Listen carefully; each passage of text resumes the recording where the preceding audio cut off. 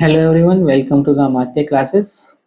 हम current affair sessions के अंदर आज साइंस एंड टेक्नोलॉजी का हमारा जो टॉपिक है वो स्टार्ट करेंगे। लास्ट क्लास में हम जो राजस्थान का जो मेनली करंट अफेयर था दिसंबर मंथ का, वहाँ तक देख चुके थे।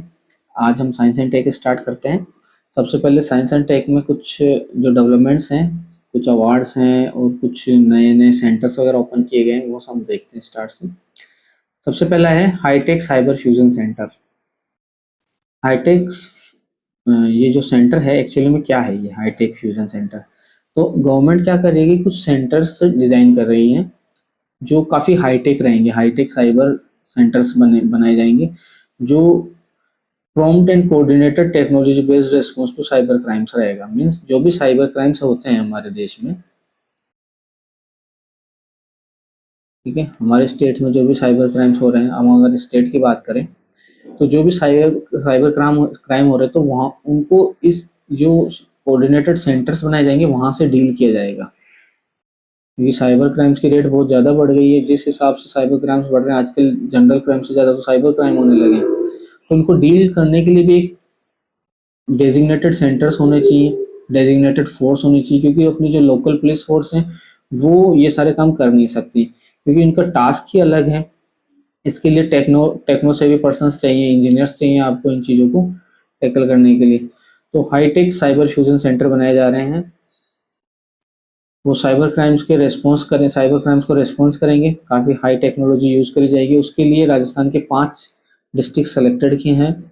पहला है भिवाड़ी, दूसरा अलवर, तीसरा खेरतल तिजारा, फिर चौथा है डी और पांचवा सवाई माधोपुर। ये पांचों डिस्ट्रिक्ट्स को हम fusion centre as a fusion centre develop करे जाएगा यहाँ पे।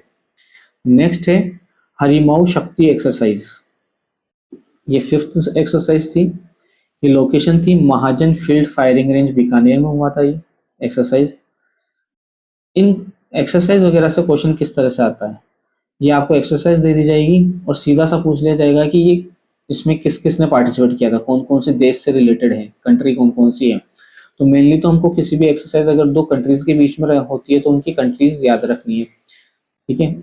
इसकी हम अलग से लास्ट में टेबल भी देखेंगे। एक टेबल हमने प्रिपेयर करी है जिसमें हम मैक्सिमम एक्सरसाइज कवर करेंगे, ओके।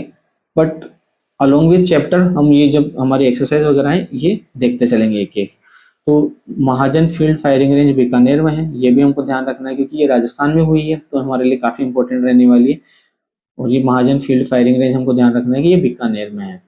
दूसरा ये ज्वाइंट मिलिट्री एक्सरसाइज थी, किस किस के बीच में, इंडिया और मलेशिया के बीच में। Moving to next, earthquake map update zone Rajasthan. Rajasthan का जो अर्थक्वेक मैप है उसको अपडेट किया गया है, और उसको अपडेट किसके द्वारा किया गया है, ब्यूरो ऑफ इंडियन स्टैंडर्ड के द्वारा, जिसको हिंदी में बोलते हैं हम ये भूकंप मानचित्र update zone, okay, BIS, bureau of Indian standard ने ये किया है। किसका यूज करके किया है, probabilistic seismic hazard assessment model. ये आपको हिंदी में भी ऐसे याद करना है और इंग्लिश में भी, इसका नाम एज इट इज ही है, probabilistic seismic hazard assessment model. इसका मतलब क्या होता है, प्रोबेबिलिस्टिक का मतलब प्रोबेबिलिटी, प्रायिकता। सिस्मिक का मतलब ये हमारा जो सिस्मिक वेव्स वगैरह है उससे रिलेटेड है कि ये जो हमारा भूस्खलन होता है, भूस्खलन क्या सॉरी, ये भूकंप वगैरह जो आता है, भूस्खलन और भूकंप अलग अलग होता है। जो भूकंप हमारा आता है तो वो सिस्मिक वेव्स के कारण आता है, तो वो सिस्मिक ये चीज है। हैजार्ड का मतलब खतरा, असेसमेंट का मतलब किसी चीज को असेस करना, और मॉडल एक प्रारूप होता ही है। तो प्रोबेबिलिटिक सिस्मिक हैजार्ड असेसमेंट मॉडल, ठीक है, इसको यूज करते हुए इन्होंने अर्थक्वेक का नया मैप दिया है राजस्थान का। थोड़ा सा हम ब्यूरो ऑफ इंडियन स्टैंडर्ड के बारे में देखते हैं, इसकी बेसिक जानकारी होना जरूरी है। तो ठीक है, क्वेश्चन जरूरी नहीं है कि एग्जाम में अगर जैसे ये न्यूज है तो सीधा इसी से आए, इससे रिलेटेड भी आ सकता है, ठीक है। कई सारे क्वेश्चन होते हैं वो डायरेक्ट नहीं होते हैं, वो लिंक्ड होते हैं। जैसे मान लो एग्जाम में आपसे पूछ लिया जाए BIS के बारे में, फिर आप बोलोगे सर ये तो करंट में कहीं था ही नहीं। था भाई, अगर अर्थक्वेक का मैप कोई दे रहा है तो वो BIS ही दे रहा है ना, तो BIS कैसे न्यूज में नहीं है, BIS भी अपने आप में इंपॉर्टेंट है। तो BIS किसके अंडर काम करता है, BIS एक्ट 1986 के अंदर अंतर्गत काम करता है। ये ministry of consumer affair government of India के अंदर आता है BIS जो है, ठीक है। तो ये चीज हमको याद रखनी है, मिनिस्ट्री ऑफ कंज्यूमर अफेयर्स। ठीक है, इसमें कुछ जोन है, जोन में डिवाइड किया है। तो जोन 4 जो हाई रिस्क है उसमें 3 एरिया है राजस्थान के, जयपुर, भीलवाड़ा और भिवाड़ी। ठीक है, इन तीनों के नाम हमने कलर कोडिंग यूज में ली है क्योंकि ये इंपॉर्टेंट है। कलर कोडिंग यूज ही इसीलिए की गई है क्योंकि इनको नाम को हमको याद रखना है। जयपुर, अलवर और भिवाड़ी हाई रिस्क जोन में है, कभी भी भूकंप आ सकता है। और अगर कई सालों से भूकंप नहीं आया है तो ऐसा माना जाता है कि भूकंप आना ड्यू है, क्योंकि over a period of time क्या होता है कि टेक्टोनिक प्लेट्स, जो हम ज्योग्राफी पढ़ेंगे तो मैं आपको समझाऊंगा कैसे टेक्टोनिक प्लेट्स मूव करते हैं, तो एनर्जी बिल्डअप होती रहती है। भूकंप ऐसा नहीं है कि टेक्टोनिक प्लेट आई और वो आपस में भिड़ गए और भूकंप आ गया, ऐसा कभी नहीं होता है। ये क्या, टेक्टोनिक प्लेट्स काफी स्लो तरीके से मूवमेंट करती है। तो जैसे जैसे ये मूवमेंट करती है आपस में इस तरह से, तो ये एनर्जी बिल्डअप होती जाती है और एक पीरियड ऑफ टाइम जब इनकी एनर्जी बहुत ज्यादा हो जाती है इसको, तो ये एक झटके के साथ में मूव करती है और ये भूकंप हमको फील होता है।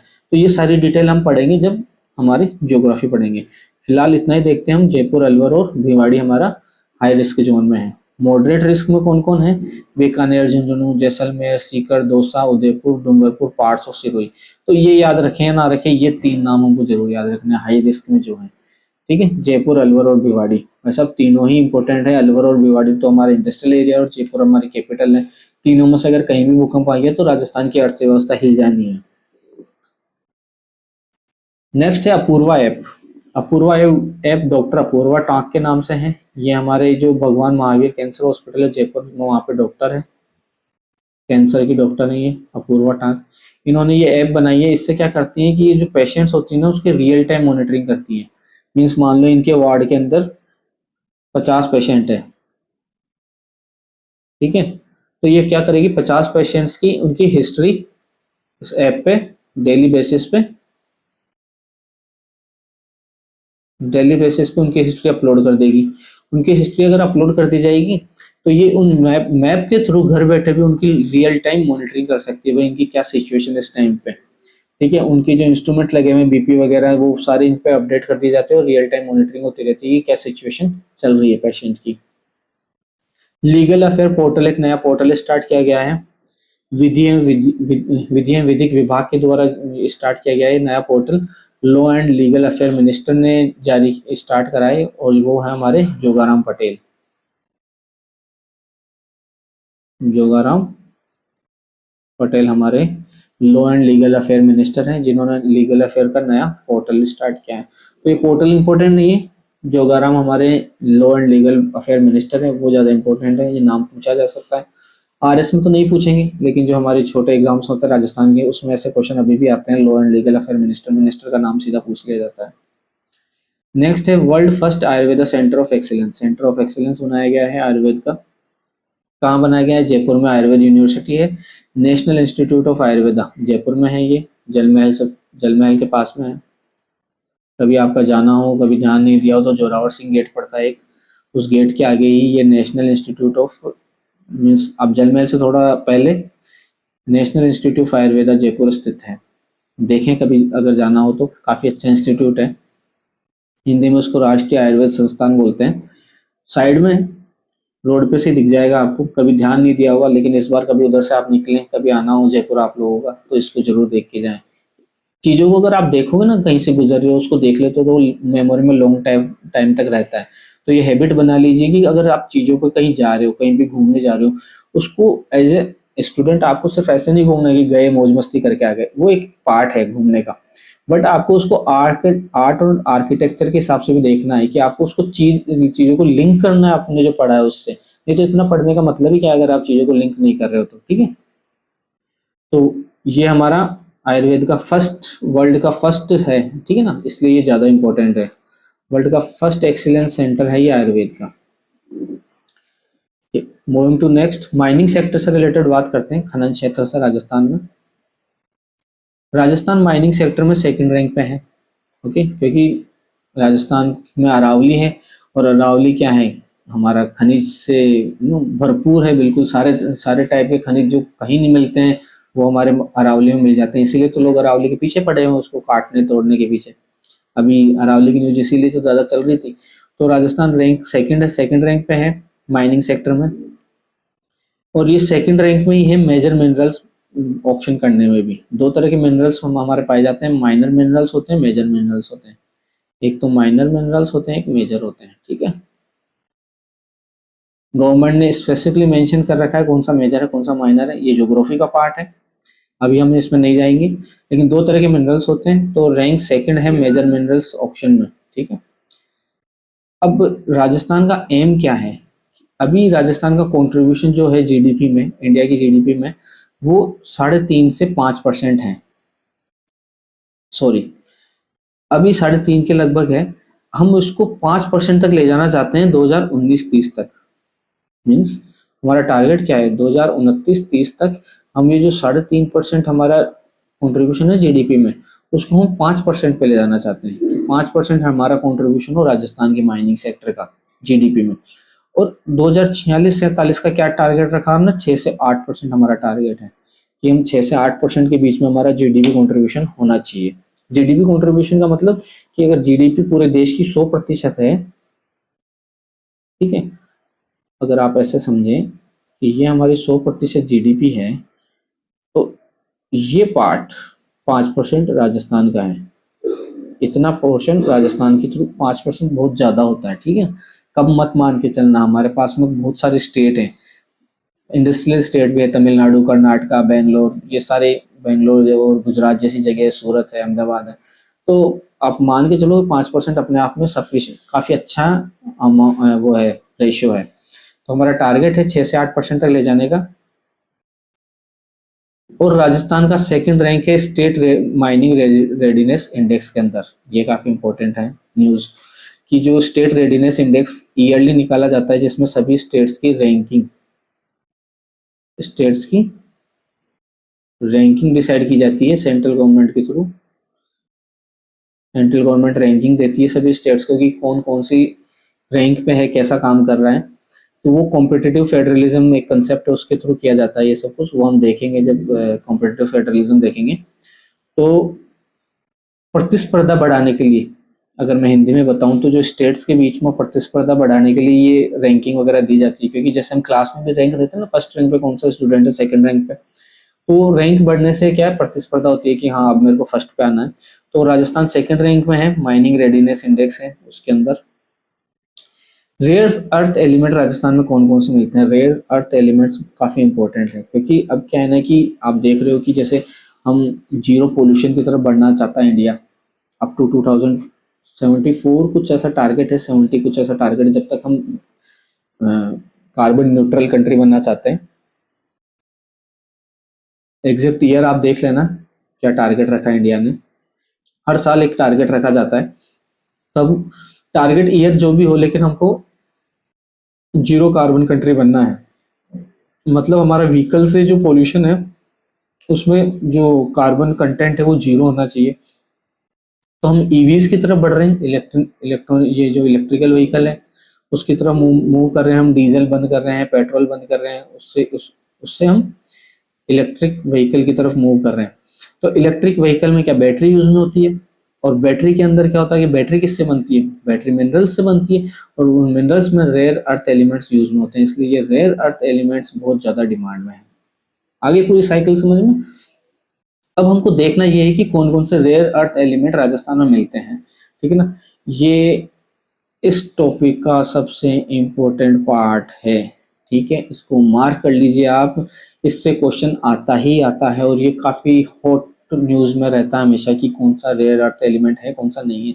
सिंपल सा क्वेश्चन आएगा, आपको 4 नाम दिए जाएंगे और आपको आइडेंटिफाई करना होगा कि इनमें से कौन सा रेयर अर्थ एलिमेंट है या फिर कौन सा राजस्थान में मिलता है। तो राजस्थान में हमारे हैं lithium, tungsten, niobium, tin, zirconium, rubidium, graphite और फॉस्फोराइट। एरिया कौन सा एरिया फेमस है? सिवाना जो बाड़मेर का है, जालोर और नागौर, ये 3 एरिया हैं जहाँ पे रेयर अर्थ एलिमेंट्स मिलते हैं। सिवाना बाड़मेर में मिलते हैं, जालोर में मिल रहे हैं और नागौर में मिल रहे हैं।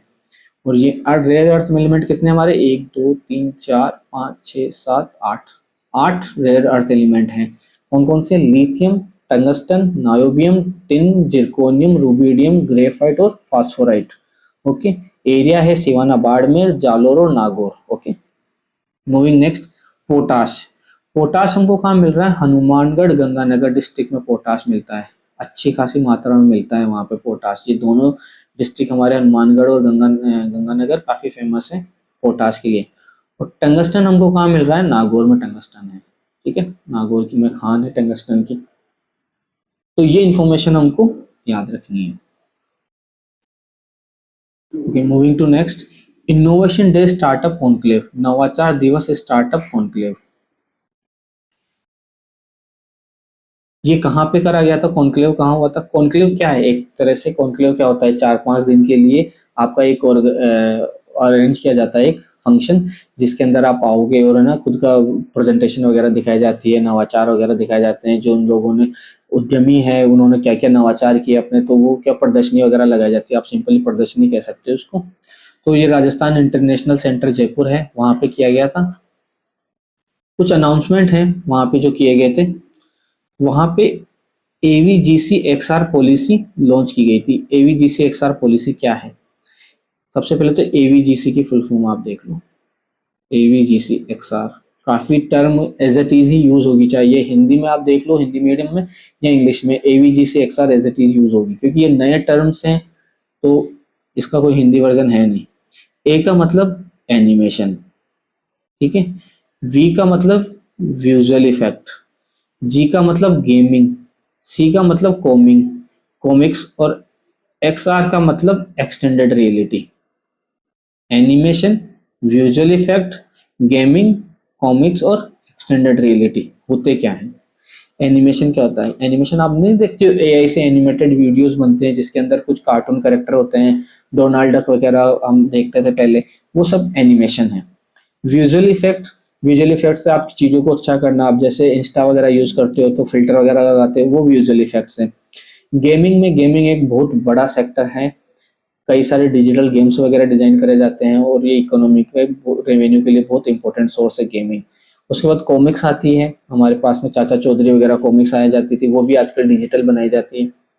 और एक्सटेंडेड रियलिटी, एक्सटेंडेड रियलिटी में क्या होता है ना कि आपको जैसे आपको कोई चीज़ है, वो आपने देखा होगा कई बार, एक बड़ा सा चश्मा आपकी आंखों पे लगा दिया जाता है और उसके अंदर आपको 3D एनिमेशन दिखता है और आपको ऐसा लगता है कि आप उसका पार्ट हो एक मूवी का। जैसे मान लो आपको समुद्र में उतारा जा रहा है, वेल मछली कहीं से आ रही है, तो आप उसका एक पार्ट बन जाते हो, ऐसा लगता है कि आप पानी के खुद अंदर हो, तो वो आप रियलिटी को फील कर सकते हो, तो वो एक्सटेंडेड रियलिटी है। ये सारी चीजें डेवलपमेंट टेक्नोलॉजी का पार्ट है। तो इसके लिए पॉलिसी अनाउंस करी जा रही है, राजस्थान सरकार अलग से पॉलिसी बनाएगी। Okay, moving to next, establishment of cyber security simulation lab, cyber security के लिए सिमुलेशन लैब एस्टेब्लिश करने के लिए अनाउंस किया गया। ये 2 अनाउंसमेंट है, ज़्यादा इंपॉर्टेंट है नहीं, अनाउंसमेंट तो कौन ही पूछता है एग्जाम में, कोई नहीं पूछता अनाउंसमेंट वगैरह। ये सिर्फ एक एज रेफरेंस के लिए हमने यहाँ पे इंक्लूड कर लिया है कि भाई ये 2 पॉलिसी आने वाली है, ठीक है।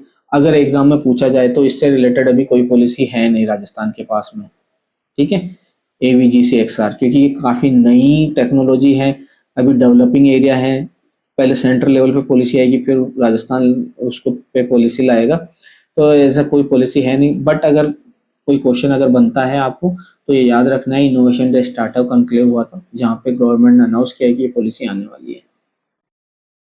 Centre of excellence for climate change, Jagatpura Jaipur में बनाया गया है ये centre of excellence for climate change, ठीक है। इसकी रेस्पॉन्सिबिलिटी किसके पास में है? इस सेंटर की रेस्पॉन्सिबिलिटी है पोल्यूशन कंट्रोल बोर्ड, प्रदूषण नियंत्रण मंडल, जब जो प्रदूषण नियंत्रण मंडल है राजस्थान का उसके पास में इसकी जिम्मेदारी है इसको ऑपरेट करने की। Centre of excellence of climate change कहाँ है? जगतपुरा, सीधा सीधा क्वेश्चन आएगा अगर आएगा तो, centre of excellence for climate change कहाँ है? जगतपुरा जयपुर में है, ठीक है। तो ये मोर और लेस हमने जो सेंटर ऑफ एक्सीलेंस वगैरह और जो पोर्टल वगैरह स्टार्ट करे थे वो सारे कंप्लीट कर लिए हैं। अभी नेक्स्ट इसमें स्पोर्ट्स एक्टिविटीज़ बच रहा है हमारे पास में सेक्शन, स्पोर्ट्स एक्टिविटीज़ के बाद में कुछ मिसलेनियस इन्फॉर्मेशन है और मोर और लेस फिर ये टॉपिक भी हमारा कंप्लीट हो जाएगा, ठीक है। तो स्पोर्ट्स और मिसलेनियस वगैरह हम देखेंगे नेक्स्ट क्लास में। आज के लिए इतना ही, थैंक यू वेरी मच।